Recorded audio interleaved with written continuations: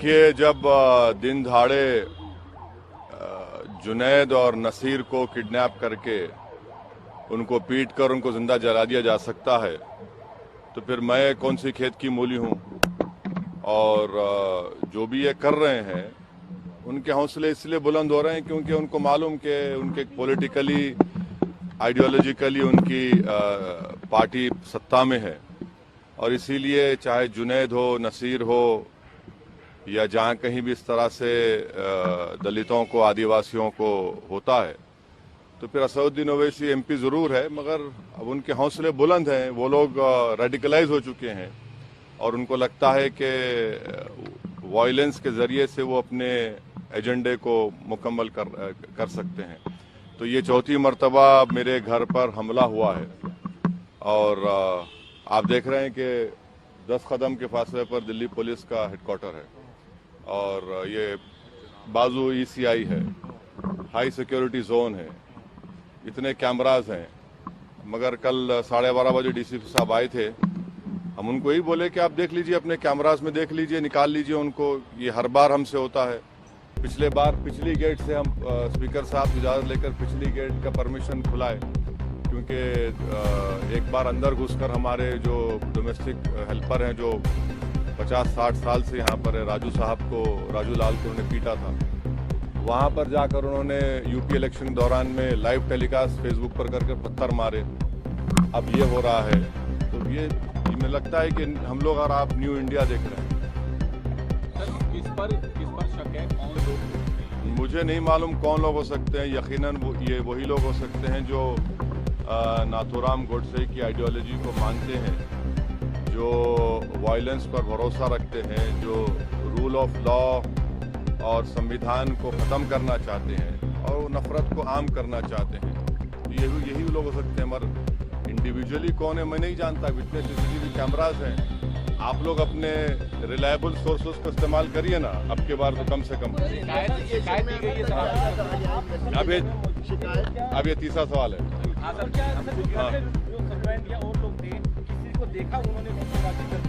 तो हम जो है कल रात में 11:30 बजे जयपुर से पहुंचे। 2 दिन का हमारा प्रोग्राम था पार्टी का, MIM पार्टी राजस्थान में। जब मैं यहाँ 11:30 बजे पहुंचे, हम अंदर चले गए थे, और थोड़ी देर में सोने जा रहे थे, तो हमारे जो डोमेस्टिक हेल्पर है, उनकी वाइफ, उसने आकर कहा कि सर ऐसा ये वाक़या हुआ है।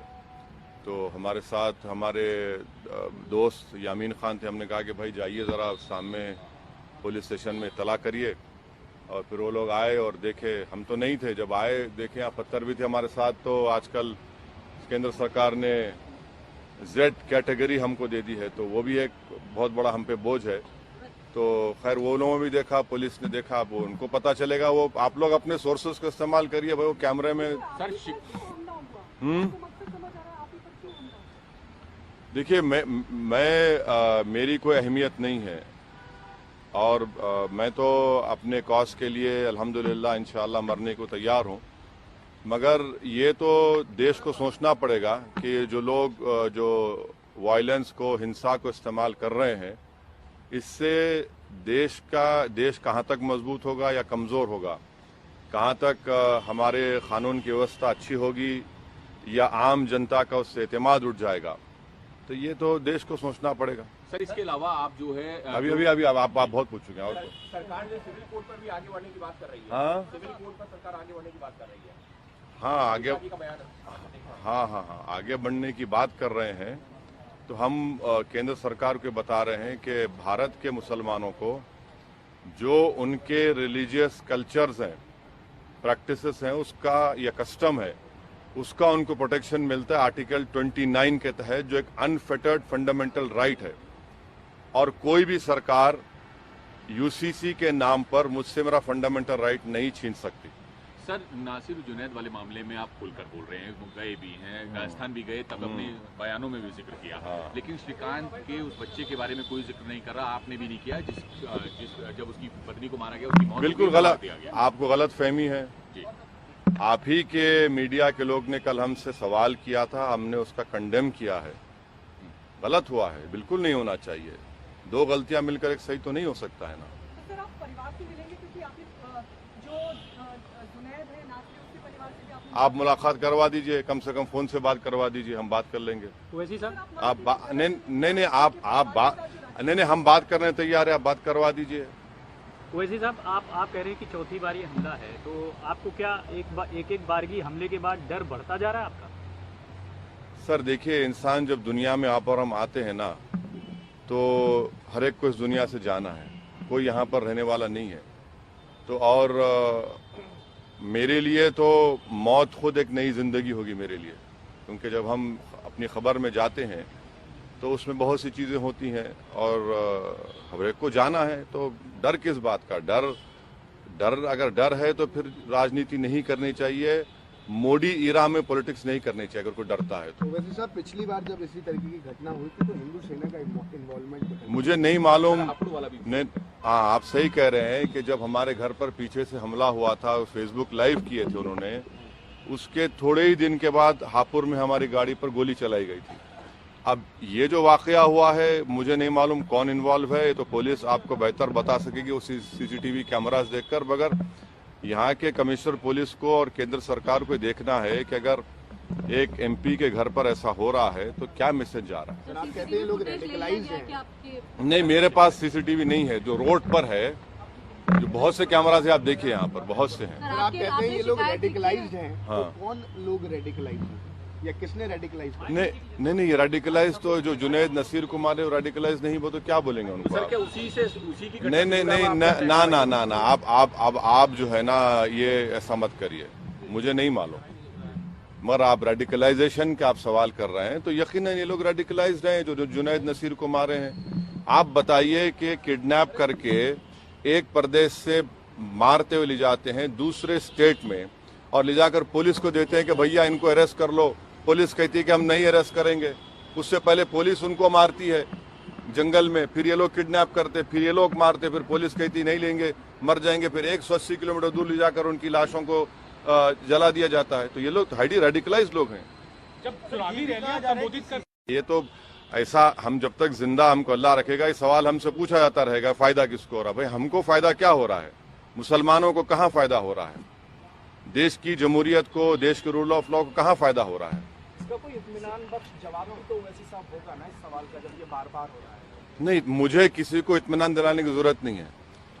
मैं जो काम कर रहा हूँ किसी को इत्मीनान दिलाने के लिए नहीं कर रहा हूँ, बल्कि बेचैनी पैदा करने के लिए, अपने हक को हासिल करने के लिए कर रहा हूँ। सर पुलिस कह रही है कि अभी सीसीटीवी देख रहे हैं, कुछ खास अभी तक नहीं मिला है। हाँ। ये भी कह रहे हैं कि ऐसा हो सकता है कि बंदर ने शायद फेंक दिया हो कुछ आपको। हाँ, बंदर ही हो सकते हैं। भारत की लोकतंत्र के जो दुश्मन हैं वो बंदर ही हैं और जो ये सब कर रहे हैं बिल्कुल सही है। भाई कभी वो लोग ECI के ऊपर पत्थर नहीं फेंकता बंदर, पुलिस ऑफिस पर बंदर पत्थर नहीं फेंकता। अने ये लगता है ये बंदर को मालूम कि किसके ऊपर पत्थर फेंकना किस पर नहीं फेंकना। बड़ा ये तो बड़ा फर्माबरदार बंदर है ये।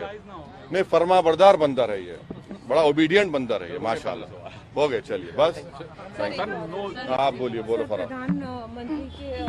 प्रधानमंत्री के पिता को लेकर जो है कांग्रेस प्रधानमंत्री के सर दिवंगत पिता को लेकर एक बयान जारी किया है पवन खेड़ा ने, उनका मजाक पवन उड़ाया खेड़ा जो है कांग्रेस के प्रवक्ता, वो ब्रीफ कर रहे थे तो उस दौरान उन्होंने उनके पिता के को लेकर मजाक उड़ाया। प्रधानमंत्री के पिता के नाम को लेकर, दामोदर मोदी है या फिर गौतम। देखिए, राजनीति आप जो भी करेंगे प्रधानमंत्री को क्रिटिसाइज करिए, खुलकर करिए, बेखौफ होकर करिए, मगर किसी की फैमिली पर मत जाइए, चाहे वो प्रधानमंत्री की फैमिली हो या कांग्रेस के नेताओं की फैमिली हो या किसी भी नेता की फैमिली हो। फैमिली को क्यों लेकर आते हैं आप? फैमिली को क्या करना है? ये गलत है। किसी की फैमिली को क्यों लेकर आते हैं आप? आपको इख्तियार ही नहीं है। यानी इस तरह से आप अटैक करेंगे फैमिली के ऊपर तो ये आपका फ्रस्ट्रेशन जाहिर होता है।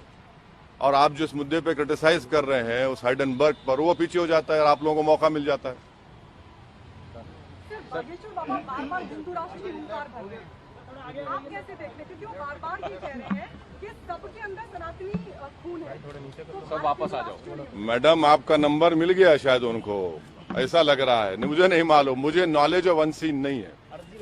मुझे नहीं, अगर ये लोग बीजेपी के स्पोक्स पर्सन बन गए हैं तो फिर सीरियस लेना पड़ेगा। बीजेपी को कहना चाहिए कि ये हमारे स्पोक्स पर्सन हैं और ये लोग जो बोलते हैं हम कर देते हैं, तो फिर हम बराबर रिएक्शन देंगे।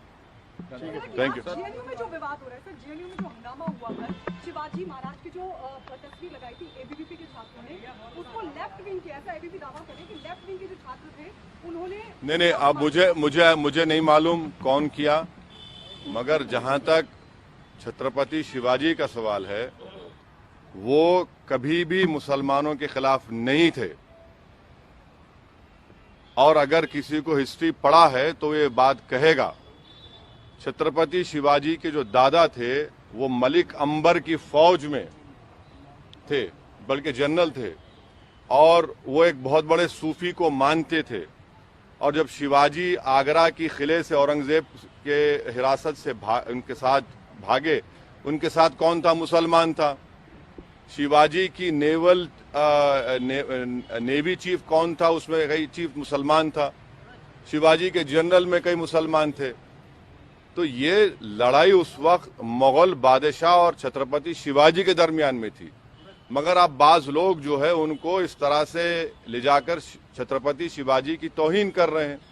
वो तो वो जो कल्याण के नवाब की जो वाइफ उनको वॉर में आई, तो उन्होंने बड़ी इज्जत के साथ, बगैर उसको कोई हाथ लगाए, को तकलीफ पहुंचाने को वापस पहुंचाया। तो छत्रपति शिवाजी की लाइफ को पढ़ने की जरूरत है। मगर अब जो लोग जिंदगी भर नफरत की बात करते हैं, हिंदू मुस्लिम की, हिंदू राष्ट्र की, ये सब बकवास करते हैं, तो वो तो हर बड़े बड़े आइकॉन को हड़पने की कोशिश कर रहे हैं।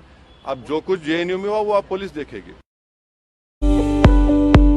दारुसलाम बैंक रियासत तेलंगाना का मुस्तहकम बैंक, जो गुज़िश्ता 35 साल से आवाम की खिदमत में मसरूफ़ है, जहां तमाम तर मॉडर्न बैंकिंग सहूलियत दस्तयाब है।